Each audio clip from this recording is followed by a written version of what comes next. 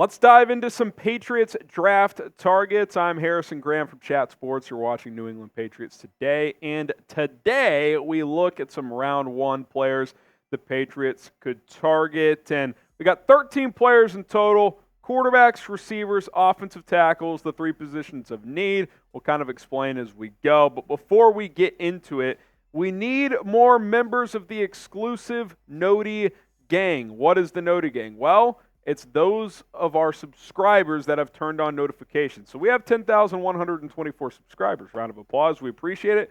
But only 1,500 of you have subscribed. That's less than 15%. So if you haven't subscribed, do so. And then click the notification bell and select all. It's going to prompt you with different options. The default is personalized. When you select all, that means you're a part of the Noti Gang, and you get sent a notification every single time we publish a video. So be sure to do that. Don't miss out. We want you guys caught up in real time with everything going on around the Patriots.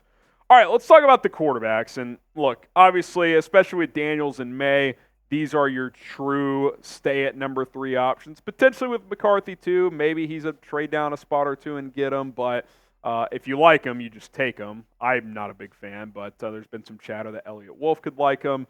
Who knows? Quarterbacks, to me, if you stay at 3, you're going QB. Like I love Marvin Harrison Jr., but I think the way the draft process is played out, like the value of the 3rd pick of trading down and getting a ton of capital, if you don't love one of the quarterbacks, is greater than a wide receiver. So I think that's where things sit at this point in time. And look, these are 3 different players, right? I mean, Drake Maye is the kind of higher ceiling guy with his arm strength and his physical frame and his ability as a runner and just willingness to attack the middle of the field, some inconsistency, but a guy I like a ton because he was built in the QB factory. Then you got the late bloomer, Jayden Daniels, 5-year starter, was probably a day 3 pick this time last year, came back for his 5th season, won the Heisman Trophy, put it all together, dual threat, could be a guy that rushes for 800, 1,000 yards in the NFL as a quarterback.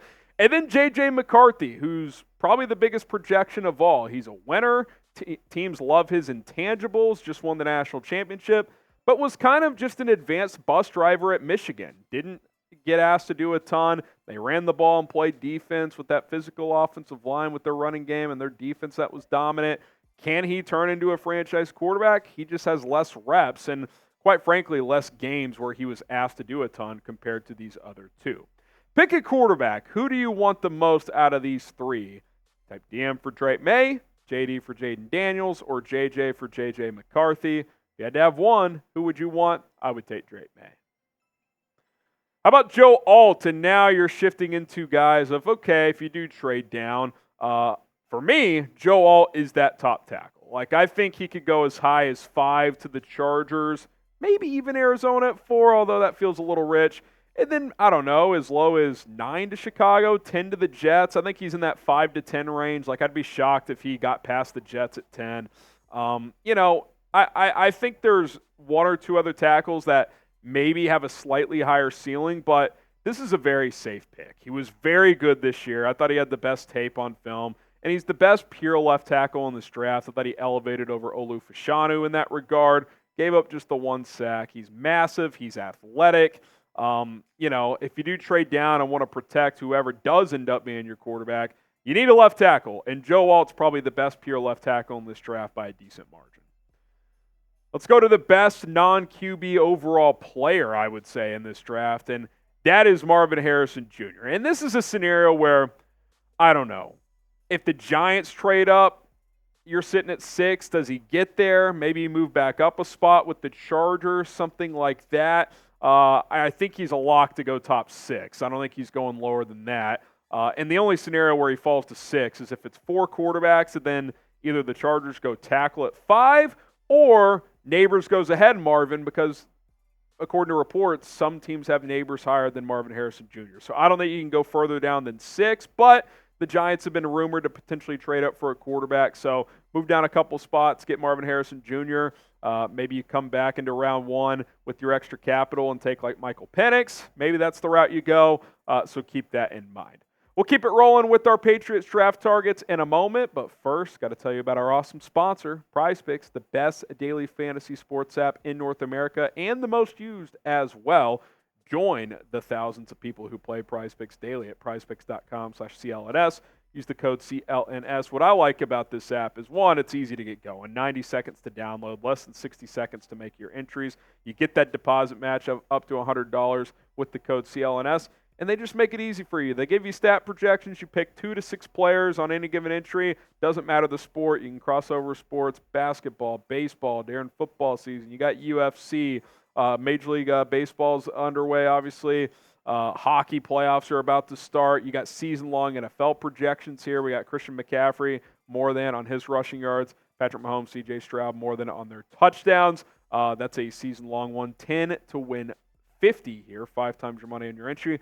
There are opportunities right now to win up to 100 times your entry with certain entries with PrizePicks. So get started today, wet the beak a little bit, get that $100 deposit match so you can kind of ease your way in, have some extra money to play with, and then boom, start swinging big. PrizePicks.com/CLNS.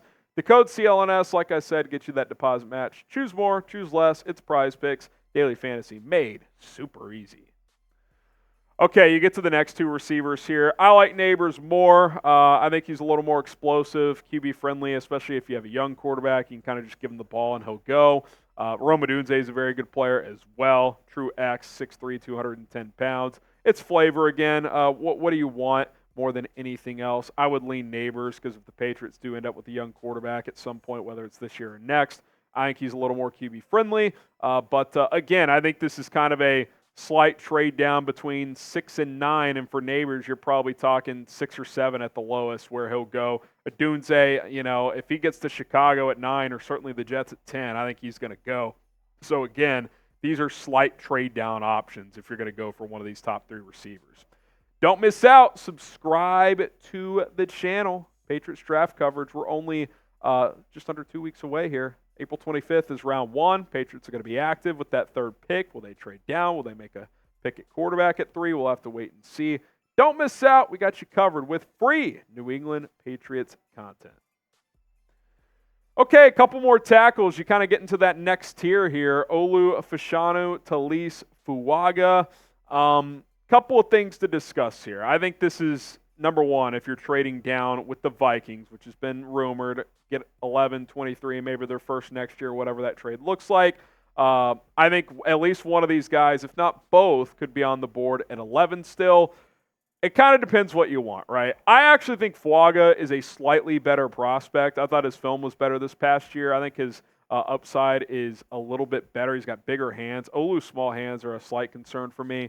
But Olu, kind of like Joe Alt, is a pure left tackle. Multi-year starter at left tackle. That's what the Patriots need. They've got Micah Winu at right tackle. So if you go Fuaga, are you kicking him into guard? Can you flip him to left tackle? Do you feel comfortable doing that? I'm not putting a Winu at left tackle, so you've got to have that question answered. Whereas with Olu, you just plug and play him at left tackle. So I think for the Patriots, Fashanu's probably the better option there, just based on their offensive line depth chart situation right now.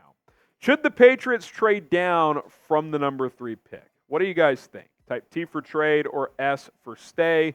I still think I'm staying and taking a quarterback. Sure, I'll answer the phone. I'll see what Minnesota has to say, but I got to be blown away from a trade offer. So you answer the question for me, T for trade or S for stay. And then these 4 guys are if you trade with Minnesota as well and you end up with their 23rd pick, or maybe you trade down further or trade back into the first round, if you stay at 3 and want to get an extra pick. I think all these guys likely go in the 20s. Maybe Brian Thomas or Adonai Mitchell goes top 20. We'll have to wait and see how that plays out. But I think at least one or multiple of these guys would be in that range at 23 if you end up with that pick. Or, say you pick at 3 and 25, 26, is on the clock and Adonai Mitchell's still there and you're saying, hey, I want to go get Drake Maye a weapon. I'm going to go trade up with, whoever at 26 and go get him that piece. So I think those 2 receivers are interesting. Mims is a very fascinating guy on the offensive line. Limited experience, but a freak athlete. Guyton is polarizing. I don't love him, to be honest. I think he's more of a day 2 guy, but I think some team's going to take him in the first round because his traits are terrific, but the film's just not great. I think he needs a year to develop and really be coached up. The technique needs work, but that could be an option. And I think a theme with all this is I don't think the Patriots are picking at 34. I think they either use that pick to trade for a receiver. I think they either trade back into the first round to get another player, or you trade down. Oh, and a lot of teams at the end of the first round on Thursday night, they're going to start making calls. And with the Patriots near the top of the second round, second pick there, they could get offers and move down as early as Thursday night. So would not be surprised if that happened. And, hey, in the scenario where they don't get a quarterback, maybe they're looking to move up to 33 to secure their guy with Carolina. Who knows? So it's going to be fascinating to see how it plays out. But 13 names to monitor in the first round of the NFL draft. Hell, if a couple fall to day 2, maybe you do pick at 34. We'll have to wait and see. All right, that's going to do it for Patriots Today by Chat Sports. Again, we're going to continue to plug out content here as the NFL draft is just days away at this point in time. My name is Harrison Graham. We'll see you guys next time.